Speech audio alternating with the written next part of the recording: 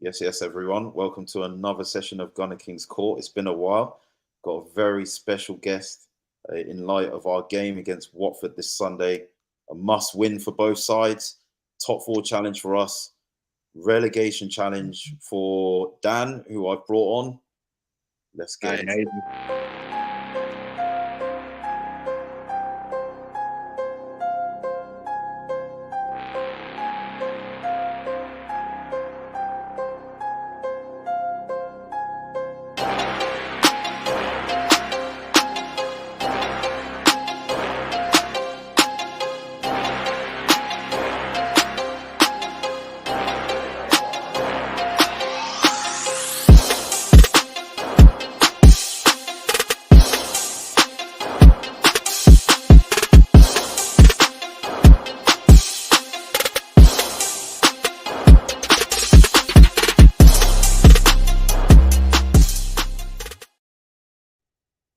Hello, everyone.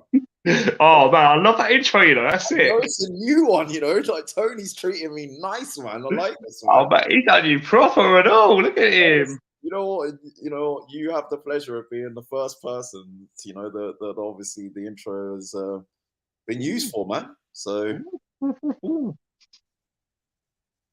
there you go. But yeah, look, it's good to have you on as always, everyone. This is Wasteman Danny. I think what I'll do first, before we get into things, is just give you a little second to just tell everyone who you are, where they can find you, where your socials are. I think we'll put those all in the bio section of this post when it goes up. But yeah, just give everyone just a brief little intro. Basically, my name's Wasteman Danny. I'm a TikToker. Got just over 27,000 followers. I'm on Instagram. I'm on Twitter. The whole thing was meant to be a joke during the first lockdown, but just carried on ever since. And yeah, slowly gaining a platform. I don't want to say a big platform, but I'm gaining a platform on there. Hoping to expand it. I'm the guy that stood outside the Emirates Stadium a few times, running all my mouth off. I went to the Aston. I'm the only person to ever go to Villa Park in a Birmingham City shirt. That was just meant to be for a joke, but yeah, that's me. Yeah, and I'm going to be honest. That was the first time I came across your content. Was the Emirates Stadium one, mate. And I remember just saving that to favorites and just being like, yeah, no. Obviously, just let you guys know that the last time that we played at home, Dan reached out to me.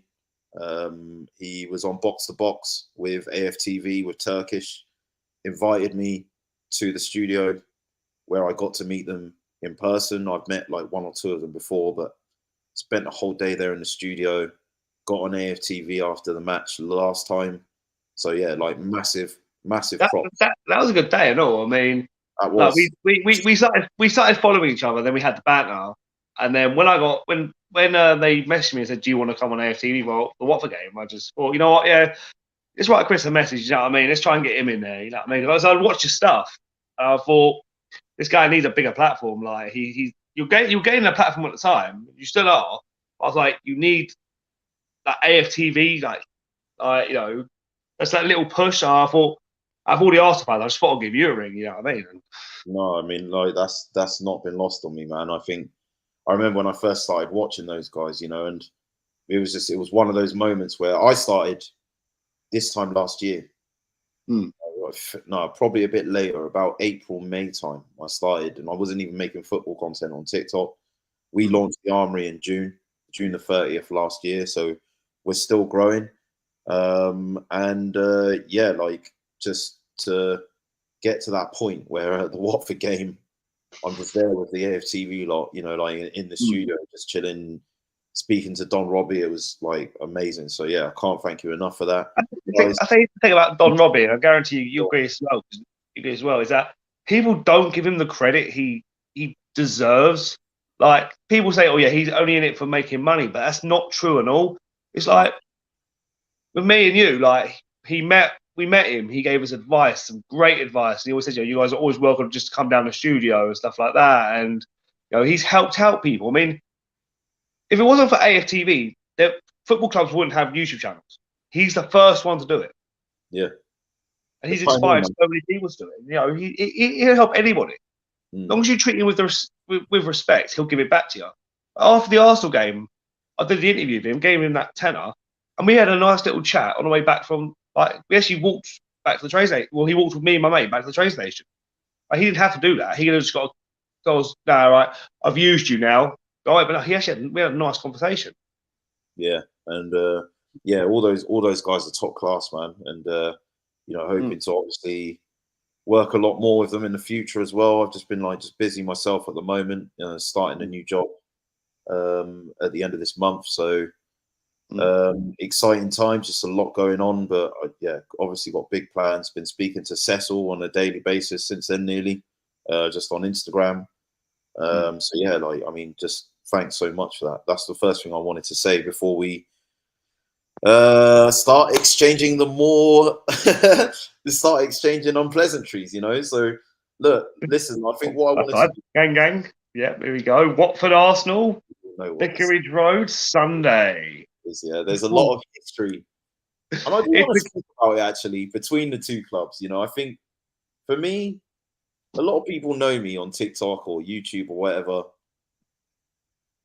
I can take things a little personally, yeah, when it comes to this club, right? Because I'm in this new situation, yeah, where, you know, it can be argued we're not the top dog in London anymore. We got Chelsea breathing down our neck. You know, you got West Ham waking up. It's been 18 years. It'll be at the end of the season, the longest we've been without a league title. And yeah, you know, it's been tough, you know, and I think that day, you know, Troy Deeney, the Cojones interview. Oh yes, I remember. I wouldn't dare I call it a rivalry, but he definitely started something that day between our clubs. I think there is a lot of. I think what annoyed Arsenal fans about that whole comment was that they realised it. They were angry. Arsenal fans were angry at what Troy Deeney said, but Troy Deeney wasn't wrong neither. You know, I think a lot of Arsenal fans took it to heart because they realised, okay, yeah, we're not at that level where we can compete with the United, Cities, Liverpools. You know, they have fallen back, but no one's ever come out and actually said it. It's just happened. Arsenal, that side, you know, that were only going for fourth place, and now Arsenal fans are dreaming of getting into that fourth place. You know, no player pundit had ever really said it. He come out and he was the one that said it, and he made Arsenal fans realise, yes, we actually are that way. I think pundits have said it, but I think Troy Deeney, the nature of him is he's to the point.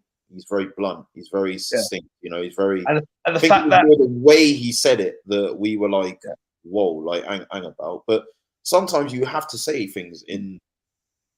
And the thing about it as well was the fact that it was a Watford player who said it. It actually it resonates more when people, you know, like just cut or to don't beat around the bush and just are very direct in the way that they say it. And I think that's mirrored in the way that Troy Deeney plays. You know, that will play. Oh yeah, very direct. I think what annoyed Arsenal fans as well was the fact that it was a player like Troy Deeney, a Watford player, not just any other player. You know, it's not like if a Man United player had said it, or a Chelsea player had said it, or even a Tottenham player would have said it, it would have pissed the Arsenal fans off. But not as much as say a Watford player, because fans are going, he's a Watford player, he plays for Watford. He doesn't play for the big boys. So why is he dissing Arsenal? But the fact that he did, and the fact that he was right, and that's what woke Arsenal fans up.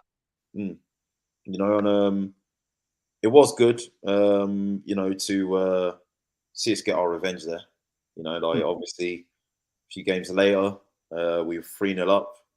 Let's not forget we got awarded a penalty. We stepped up. Petr Cech.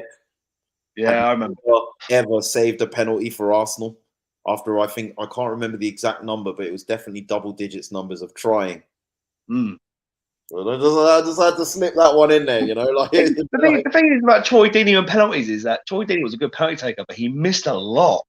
Yeah, people don't realize he missed quite a lot of because he'd always smack it down the middle. That's what he did. He used to just, but hard as he could, straight down the middle. And then if he went about 4 times, he changed it. I'm going to go to the left. Or the right, and the keeper's like, well, oh, this is you will run up. He's going to the left. He's going to the right, and bang every time. And yeah, I remember the Emirates fan. I remember the Emirates Arsenal fan singing, you know, Deanie, what's the score? You know.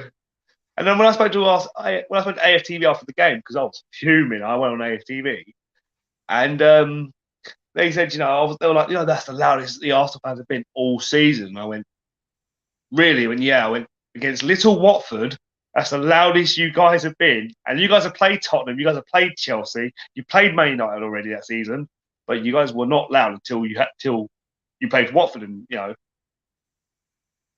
because there is a little bit of a rivalry there now because of it. Yeah, like you was at the game, you know, back in October. You heard the atmosphere was nothing I'd ever heard before. You know, both sets of fans were giving it to each other. I had this guy, yeah, at half time when it was 0-0. I had this guy, yeah, sending me voice notes, yeah, just like I'm just hearing him, yeah, and all them they're like, shall we sing a song for you? You can't come to our home and violate like this.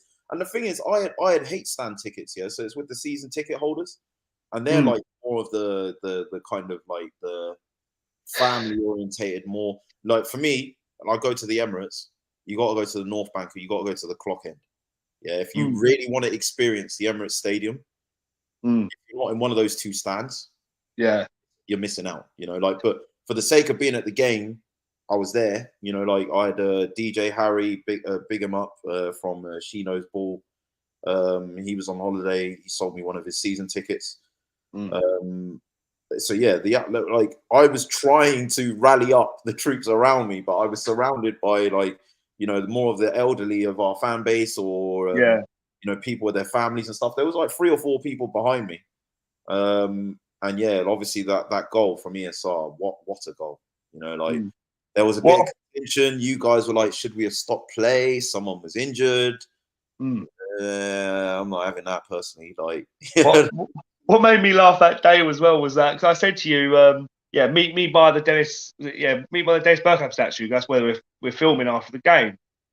And then I hadn't seen you after the game. I thought, I'm gonna do my quick end of game video. I'm pissed off. Let me just do it, you know, now. So I started filming it, and then I turned around, and who's standing there? Oh, GunnerKing. That's when I turned and I went, you could do one and all. Because you were just stood there, a big smile on your face. We hadn't. If you actually go back and watch the video, you actually see me go, "Oh crap!"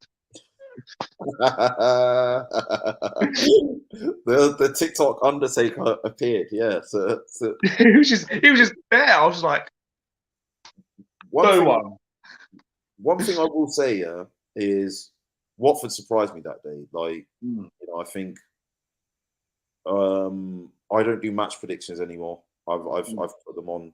I'm trying not to do them. I keep getting pressed for them on shows or whatever. But with top 4 being so in sight for the first time in 5 years, I don't want to hex it. I just feel very, very, very, very scared at the moment. But I think Watford gave a very good account of themselves, defended very well, caused us some problems. I think. Who was it that had like the chance to score from? Well, it was an acute angle, but it was an open goal. Oh, came up. Josh King. That's it. Yeah, yeah. It was just before you scored your goal, wasn't it?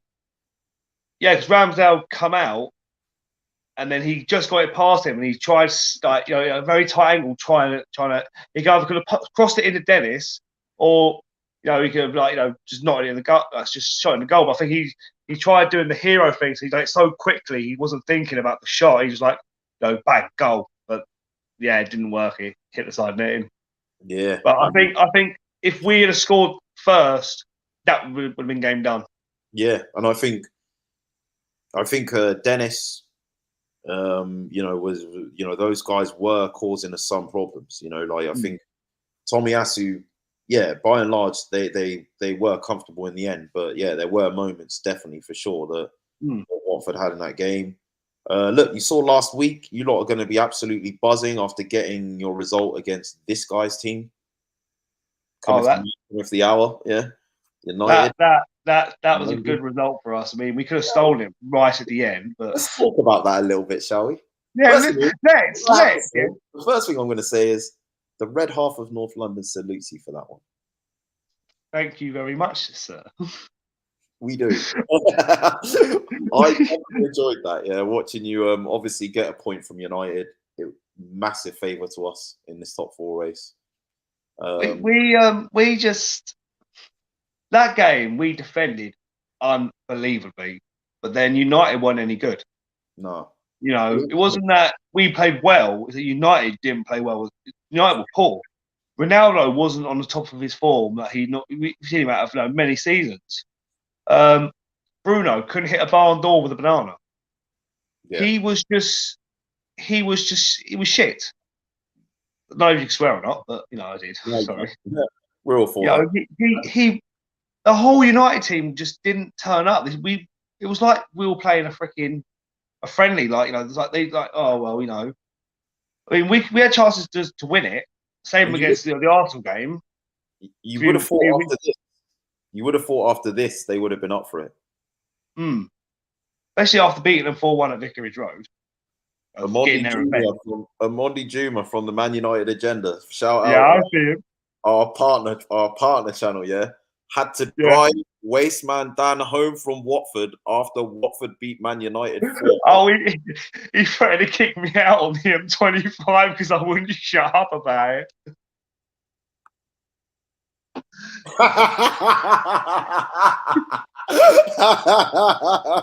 The violation. Once again, yeah, we have to salute you for this, yeah, right. But what I will say, yeah, let's get back to our game.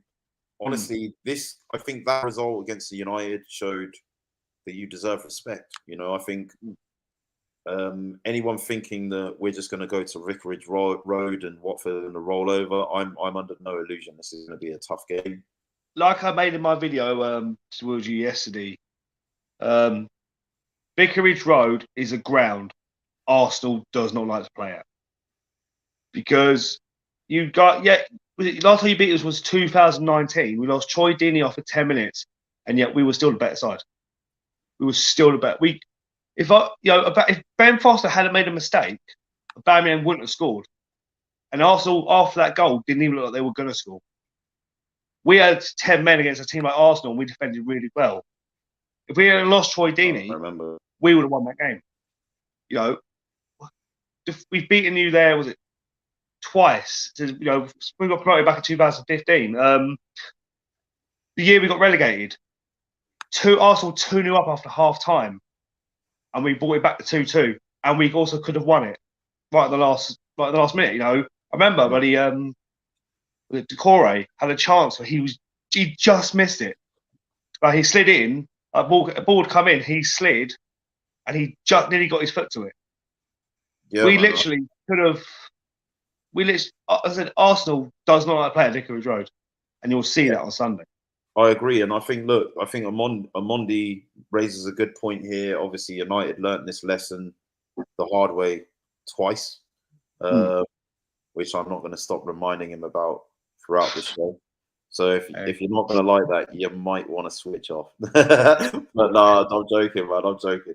But obviously, look, Watford are fighting for their life. I think I'm sure you're under no illusion that it is a fight for Premier League survival that Watford are in, and throughout history that's shown, that those are the games that actually, a lot of my fan base that are top 4 hopefuls are like, we're going to go Vicarage Road, we're going to do this.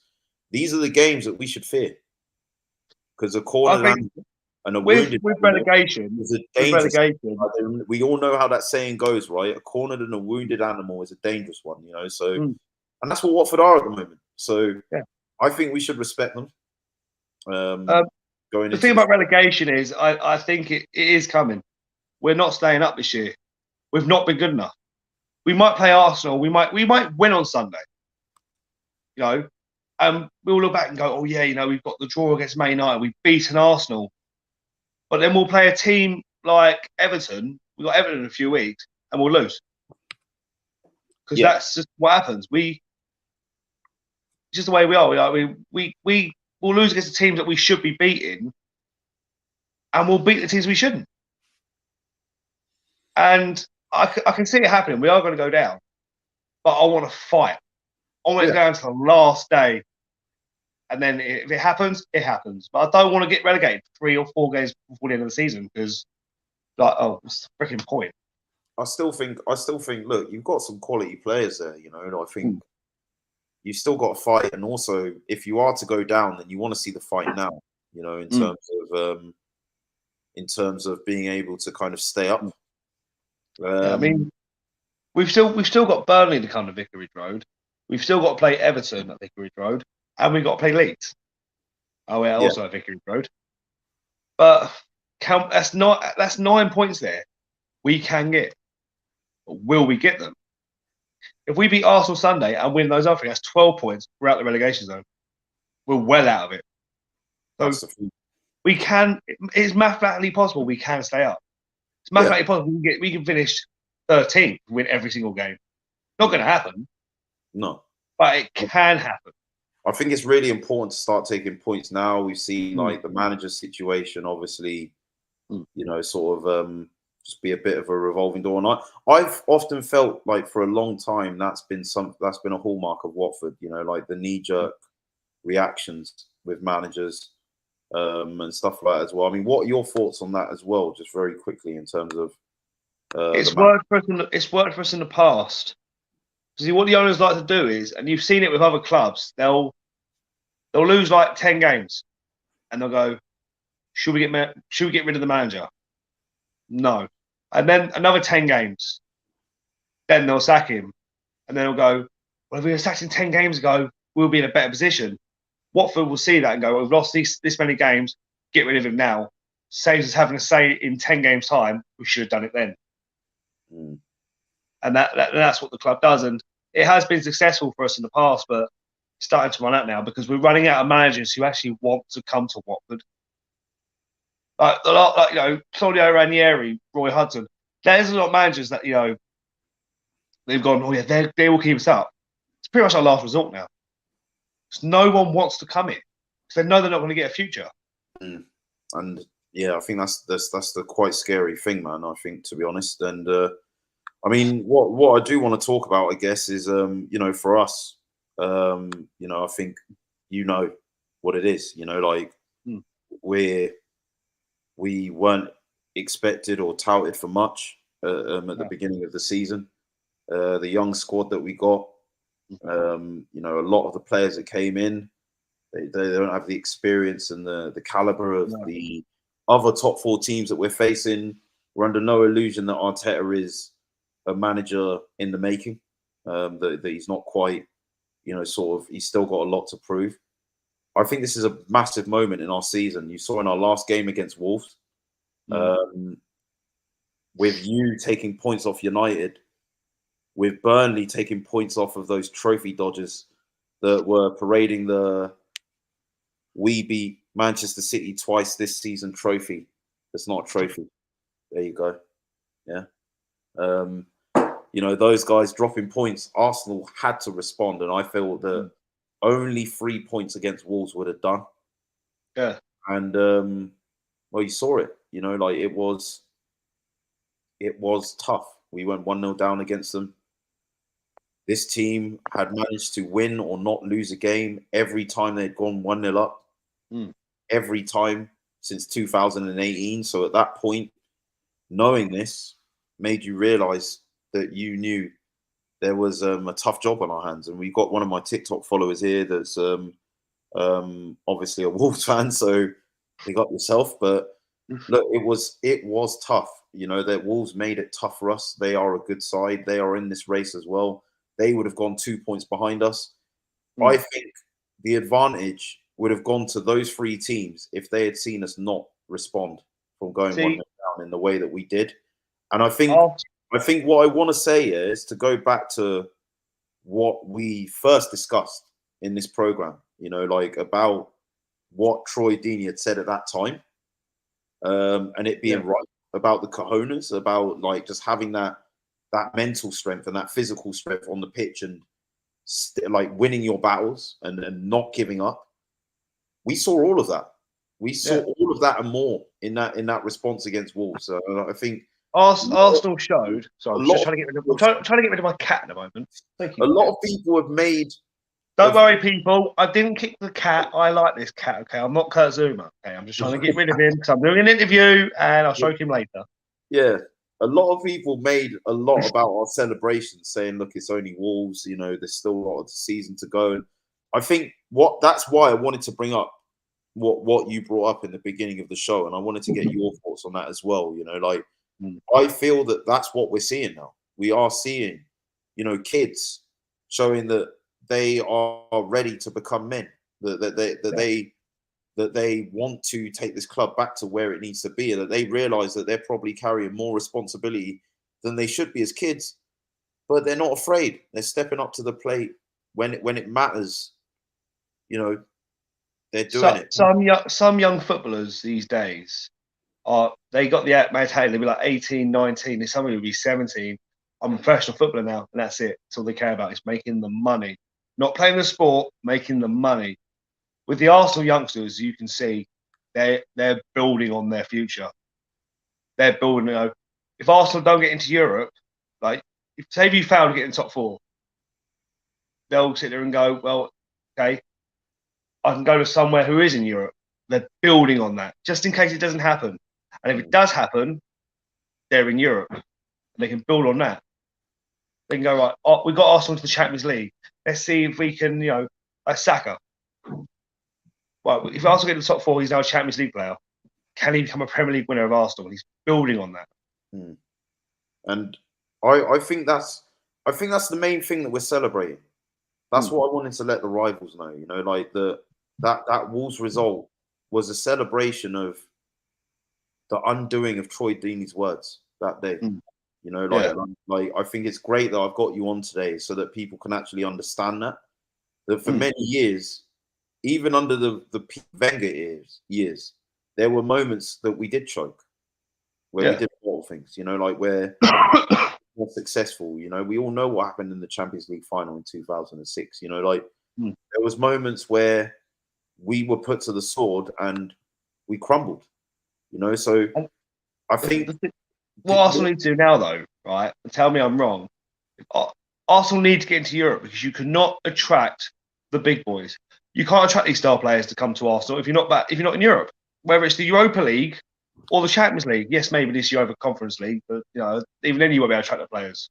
I think it's Arsenal need to get back in that top 4 to attract the players. Then build on a team that they can actually win the Premier League. And I believe the owner needs to invest in the club. Once they get in the top 4, he needs to go, Arteta, here's some money, sort your own team out. And that's what he's got. And I think this is what's riding on this game. You know, like it's a massive 3 points. And it's a lot of pressure for kids to go into this game with. You know, I think, you know, so, you know, I think it's gonna be just fireworks. You know, like both teams have got so much depending on coming out with 3 points, avoiding giving away 3 points. I think we need to go to Vicarage Road and do something that, as Danny said, we haven't done since 2019. Obviously, we did to Wolves the other day, something that hadn't been done to them since 2018. So I'm starting to believe in the mental strength more than anything, and the character of this game on Sunday. It's a cup final. Yeah, it's a cup final. If we lose, we know 110% we're going down. If you lose to Watford, Arsenal, you'll know 100% you're not good enough to get into the top 4. Well, yeah, I mean, it's not over. You can do it, but you'll know. Okay, if we can't beat Watford, who can we beat?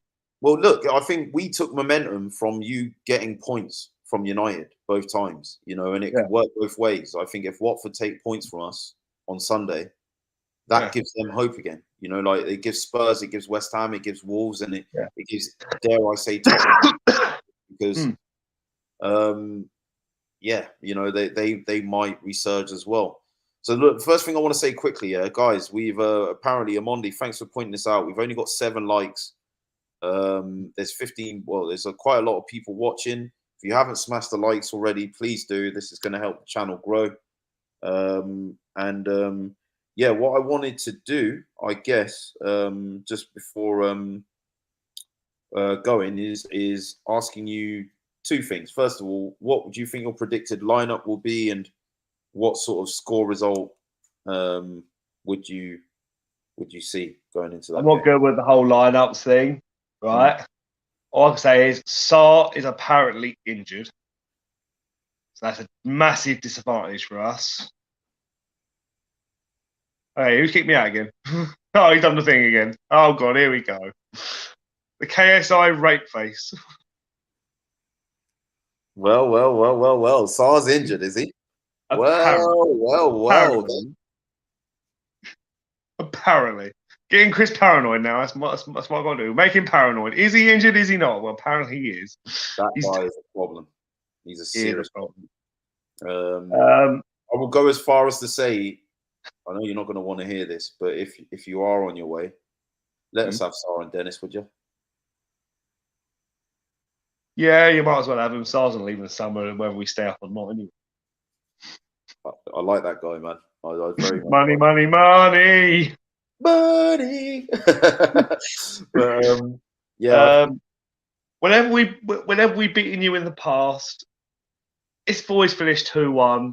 So I'm going to go 2-1 Watford. 2-1 Watford. All right. The lineup I'm going to go with, I think Ramsdale will definitely be in goal. I'm hoping Tomiyasu's back from injury. As good as Cedric's been, we need Tomiyasu back if Sarr is fit. You could even put Dennis can play on either flank as well. So yeah, they were switching flanks as well. In the game that we played at home, that was crazy. Yeah, I definitely really hope he's back. Ben White, Gabriel, Tierney picks himself. Partey and Xhaka, as much as weird as this is to sound, we need Xhaka in this game. I think he's better when he plays next to Partey. We don't have better alternatives at the moment. Lacazette up front. Now the quandary, definitely we're playing Saka on the right, Odegaard behind Lacazette. ESR or Martinelli is the tough one.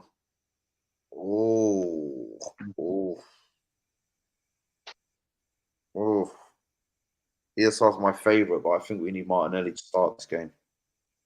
Do you know what they call our game, by the way? I don't know if you know this. They call our game the training ground derby. Did you know that? No. We both play at London Colney. The grounds are literally next to each other. Oh yeah, of course, yeah. Okay. In fact, did you know when we're playing each other a week leading up to the game, if we're training on a Monday, you can't train that day. Just stop you guys from spying on us. And stop us spying on you. We don't need to have to rotate the days. You can spy on you. You don't need to worry about these things, you know. But I mean, you're welcome to spy on us. Like wouldn't be the first. Just don't underestimate us, okay? No. It's going to be a good game, and if you somehow win, I'm turning my phone off for 24 hours. Don't worry, mate. Those little TikToks that you made, as always, they've been saved to my favorites folder, buddy. Okay, all right. Yeah, and when we win, I'm gonna constantly ring you, and I'm getting drunk after the game, so I'm going, "Yeah, Chris, I'm pissed. We beat you." He said, "When did he?" Okay, interesting. Let me just make a mental note of that, But I think if we win, it's going to be very tight. 1 goal in it maximum. I looked at the way that you defended against United. You defended well. We're not taking our chances either. I think we created a lot of chances against Wolves. Weren't clinical enough. So that's what I worry about. That could play into your hands. I think we've got to get a goal in the first 20 to 30 minutes. I don't think we can get. I think now the way that you grew in confidence in that second half against United was massive. So yeah, I think we got to get an early goal. You know, first 30 minutes, do what we can to get a goal in that time. I think our defence has got to bring their A game because, yeah, I definitely think Dennis and Sarr are dangerous, very, very dangerous players, and they actually their strengths play into the weaknesses of our defence. Like they don't like it when players run at them. One of the things we could do this weekend, and it's what we did against Man United, but we didn't. We should have taken our chances and finished them. Yeah, you created chances of your own. Sarr had a few good chances. Yeah. What we did against Man United was, and what I noticed by watching Man United that day was, longer that clock went on for, when it got to like the 75th minute, United started panicking. That's it. They needed to get, and what they were doing was they were leaving themselves open.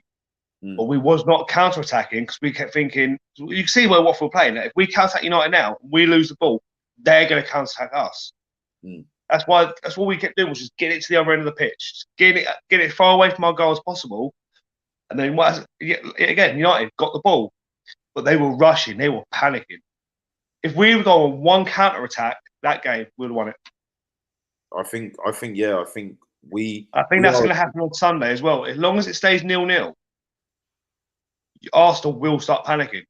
I think, it happened against Wolves. We were panicking. You know, like I think, you know, it's happened a lot this season. You know, I think against Palace, the game before or after you guys, where I was at home, where we were 1-0 up and then we went 2-1 down, and all of a sudden, like we lay siege on goal. We had good chances to score, but players were snatching at shots where so much was riding on getting a goal. Lacazette got the goal. If the Watford fans can get behind the team, one, it will put off your players, and you know, just the atmosphere of Vicarage Road is immense. When it's proper, when Vicarage Road is proper rocking, it does put off the other team, and teams have come out and said that. And hopefully, it gets the boys going, the momentum of the boys' momentum going. We can nick this if we play like we did on Saturday. Watford can win this game. Yeah, for definite. I think, you know, a point would be a better result for you guys than us as well. You know, like let's not be under no uncertain terms. We are definitely, you know, what I would say is what you said about counter-attacking football, fast transition and fluid transition football. That's something that we play with. You know, I think, you know, so that might play into our favour. But look, we're going to see, guys. We're going to see. It's going to be a big game. I'm going to maybe be doing a watch along. If not, I might even try and get to Watford. So I have a couple of jars with you afterwards. But we'll talk about that afterwards. But I can't wait. Yeah, it's Dan. It's been good to have you on as always. I do. Can't thank you enough. Obviously, as I said again, for the opportunity you gave me with AFTV, and I'll do it again, bro. I'll do it all over again.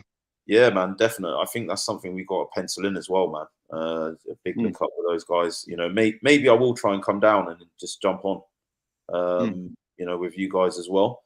But guys, I want to also thank everyone that's tuned in, that's interacted, that's put forward their comments, given their time to obviously watch. Don't forget, guys, please smash the like, subscribe if you haven't already. You know, obviously we're trying to grow the channel. We're growing really well. Don't forget to follow Danny on TikTok as well. And make sure you follow Chris on TikTok as well. He's over here. You know, follow all of us. You know, the Armoury, TikTok, Twitter. We started doing a lot more Twitter Spaces this week as well. So keep your ears to the ground for that. Instagram, I think I'm going to start doing some lives on that as well. I'm just going to start going bananas a bit now. Yeah, guys, stay tuned. And we look forward to the game this weekend. It's going to be a good one. Take it easy, guys. Peace.